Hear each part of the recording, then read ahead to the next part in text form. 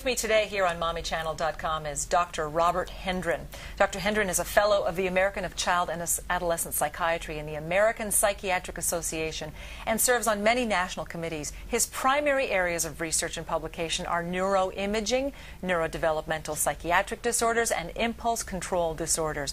Welcome. All that to say, Bob, of course, that you know how the brain works. You know how children's brains work. Well, we're doing our best to understand how kids' brains work. It's not fully a science yet. There's a bit of an art to it.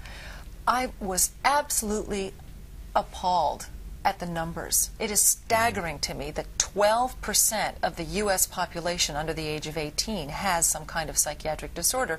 That's about 7.5 million of our kids, everybody.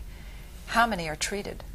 Well, we think less than half of that, and even less than that are treated by people that seem to be really well qualified in caring for them. What happens to all of the children that don't get diagnosed and therefore don't get any kind of real treatment? I don't know that we fully know the answer to what happens to all of them. Some of them may do all right but never live life as fully as they might. Some of them may fail school or not do well in their work or well in relationships with other people. Some of them might wind up in hospitals. Some of them might wind up in jail. Some of them might wind up taking their lives or taking the lives of other people.